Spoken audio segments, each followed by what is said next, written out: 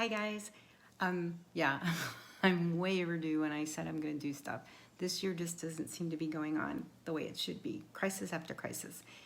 Um, this is really, I've been seeing some things talking about dyeing processes and how people are way off and a lot of complaints.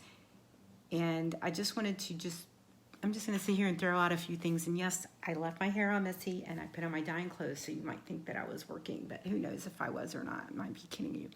But no, I just wanted to give you the information that I have acquired as being a dyer and let you know that it's not, right now it's really, really hard. There's several dyes. I think I've mentioned this in some of my other videos. There's several components that go into dyeing. There's several types of dyeing. There's acid dyeing, which means that you're using a certain type of dye that you have to set it with acid, which is usually vinegar. There's a couple other chemicals that you can use, and that will set it in. And those usually go on natural and can go on some synthetic. You have reactive dyes, which have just come into play in the past couple years. Hi, Judy.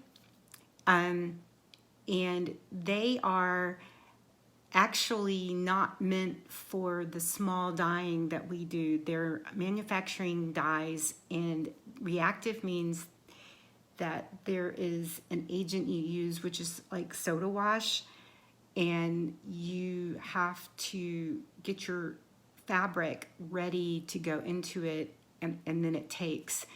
And all of these dyes, and well, then you've got the liquid. Some people do use RIT dye. There is Persona. There's several other dyes. There's dyes that specifically go with silks. I don't dye on silk, so I don't have them, but all of them have this one component. When you're building your dye, you have to have a stabilizer in there, and then you have what they call as filler. You put in the pigment colors, and then you have a filler that helps bind it. And the colors, the size of the colors in the chemicals are different sizes. Like red is the hardest to work with because that is the largest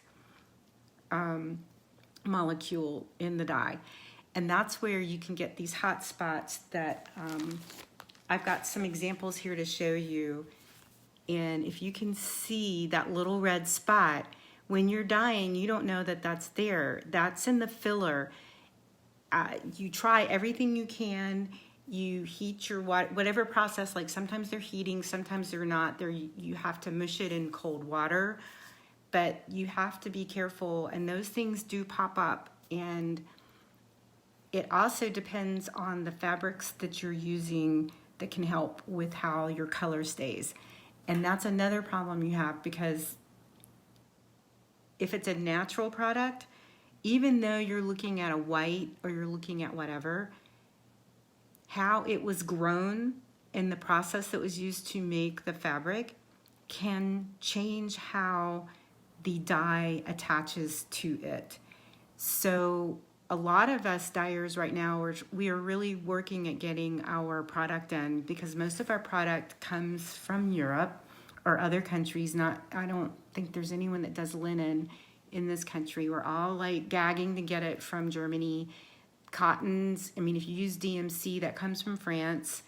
There are some places in South America. There are other places that do some cottons.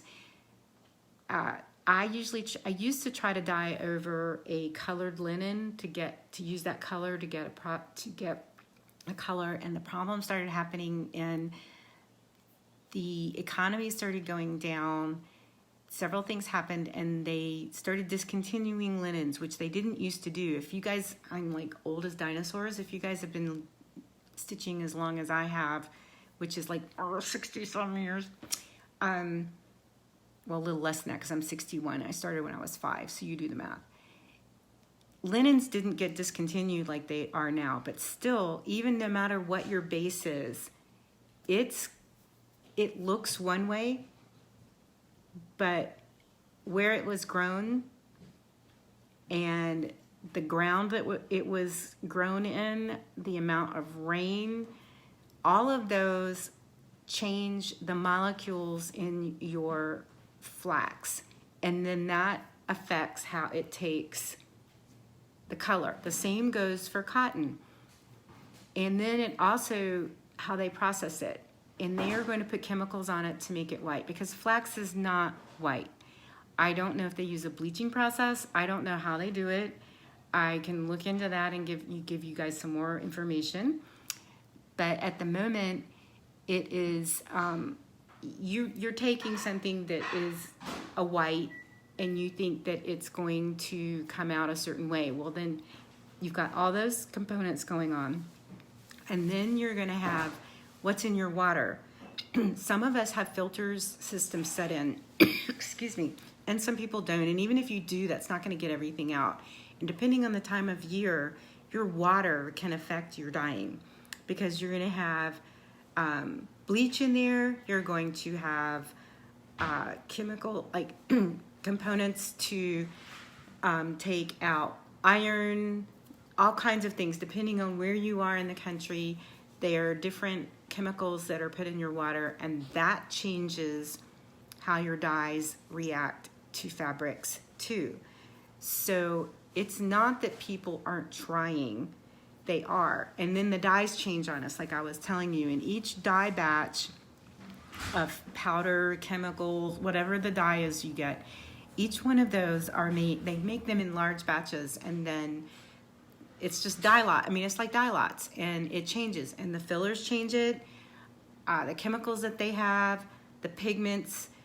There's all kinds of factors that can go into there to change the coloration.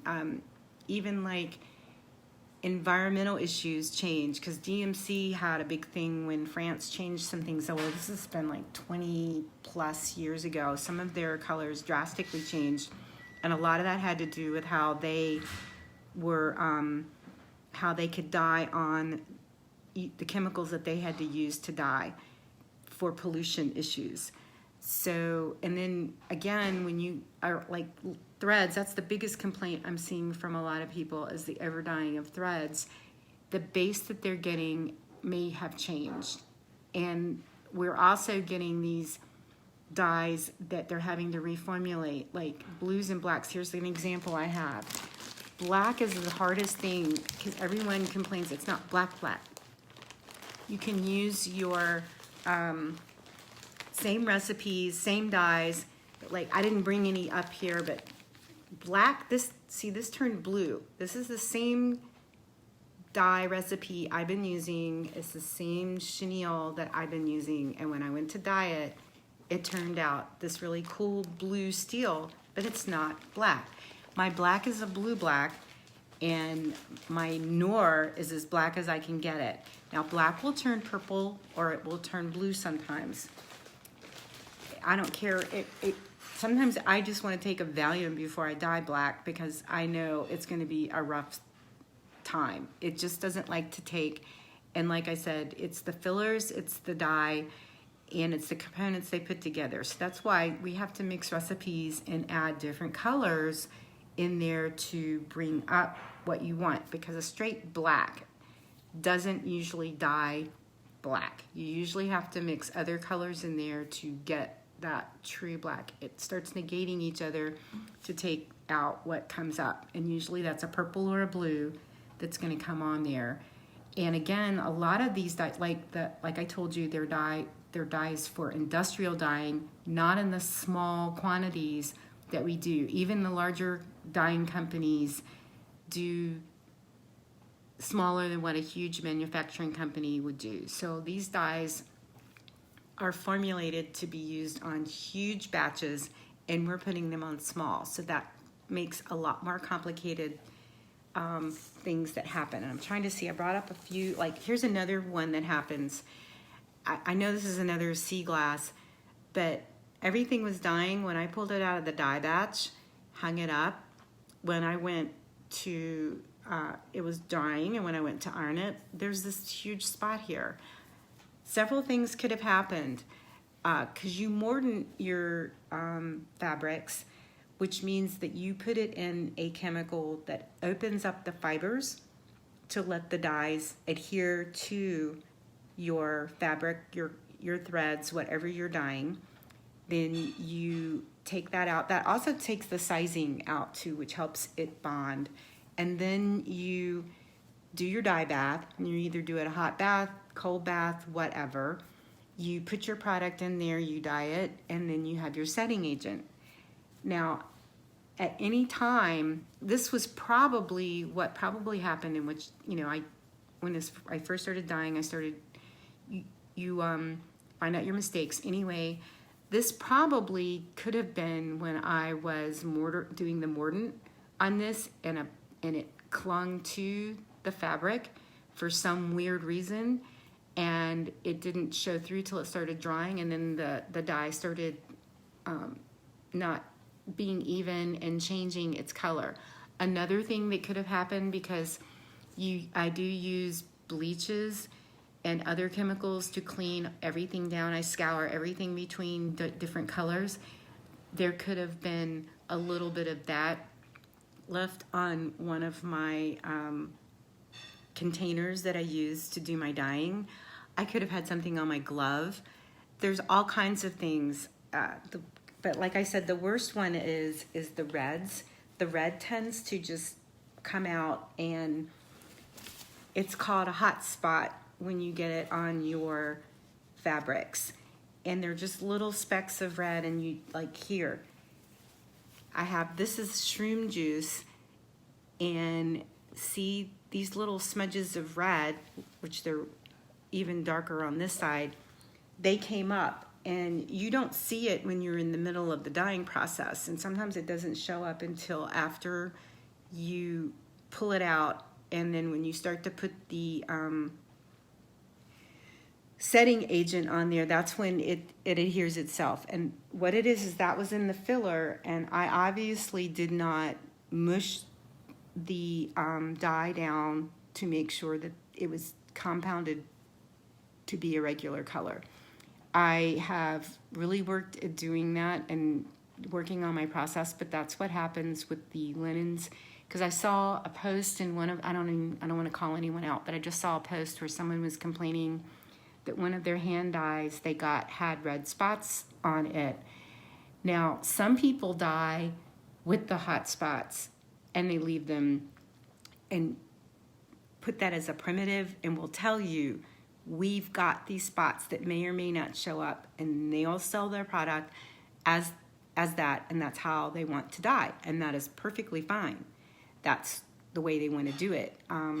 There's a few of mine that I do let that go out. It works with the dye, and it's a primitive. But if you want a straight color, it's hard to do that. And the other thing that is hard to get, which is like a molded, you want a different coloring, different molding. Right now, this one I dyed, and this is Americana froth. And then you can see, this has a purplish hue that came over. It's got a light undertone, and I like this, my Americana froth, to have some depth to it. But unfortunately, due to either the flax or the water I have, the dye lot that I have, because see, here's the difference. We can change it and make it like one color. Here's an Americana froth with no molded color on it. It's like a flat color. When I get a flat one like that, sometimes I will try to put dye back over it. It won't accept it. So that's telling me there's something going on with that linen, and that would be the same for your threads and your cottons. So again, as you can see, there's a difference in, you can see the difference. This is Americana froth. It's on the same count, and this was actually out of the same, it was off the same bolt of 32 count that I had gotten. I may have dyed, I think I dyed it on different days, but as you can see, several things happen. You have to go with it, and that's the way it is. There's, like I said, there's a lot of components that change it up. So and I know they're more expensive. I know people are just really getting upset and saying that the companies may not be as careful as they should be. They don't understand why we can't keep it more regular, and they really just need to know that a lot of these factors are out of our control. And the color fastness too, I'm going to go into that. That's another thing. You know, a lot of us are trying to make our product color fast. Mine aren't. I mean, I try to. My trims, I try to make them as color fast as possible. Yep, but you can't guarantee that. And like I said, red is one of those colors. I don't care what you do. Even, I mean, you have to know when you're buying, hi Timothy, when you're buying a dress or anything that you have with red, you never wash it with another color. You know that. Most people don't, because I mean, how many stories have you heard of, you know, kids going off to college and they wash their red shirt with their underwear and everything's pink? Happens. Blue jeans are another thing, because when you indigo dye, that dye, the pigment will saturate as much as it can, and then it stays there. And as you notice, your jeans do fade, and that's because the dye that doesn't insert itself into the cuticle of the threads, it just sits there, and it eventually will wash out. But it's hard to set these colors, because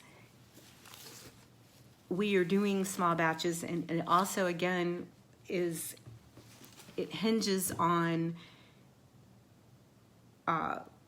what we're using and what's going on, and what with the dye and the fabrics. And then, like, manufacturers have a whole different way of doing theirs, and they also can weave with colors when they weave clothing. And I'm not sure who came up with let's wash everything before we stitch. I don't wash anything. I never have. I stitch with my items. I stitch when I have sizing on them. I never took the sizing out. Hand dyes you never want to wash. And I've never washed my threads. And even though some of them say that they're color fast, they can be color fast, but there are things you can't color fast. Like if you have a red with a turquoise with an orange and another color on a thread, if you wash that, those colors are going to turn to mud. You can't set that. I mean, that's like an accident waiting to happen. I mean, even with my hair, see, this here was all blonde. I washed it I've just had it dyed, and I washed it, and this purple has leached. I mean, I'll take my hair down and you can see, because I want to just be glamour puss. See how it's looking ombre? When I left there last week, all of this was completely white ash blonde. Now we see what happened. And that's because even though we set it at the hairdressers, that purple, which has red in it, it didn't want to stay where it was, and just washing it. I even washed my hair separately in different areas. It bled. So that's, you know, something that you have. So we need to give flack on that. And then I wanted to show you guys one more thing. As you can see, there's a difference in coloring. Guess what? This was done in the same dye bath. I'm not sure if the pom-pom came out of the same bag or the yardage that I had that I cut down, but you can see it took the dye differently. And I did everything the same with this batch, and this is what happened in that dye process. So you're gonna have to take that and put it into the mix. And when you're buying, I know we're all buying online, so that's making it hard. I mean, a lot of us are going, or you're lucky you have a local needle workshop, you can see things. A lot of colors are similar to each other, but they're different.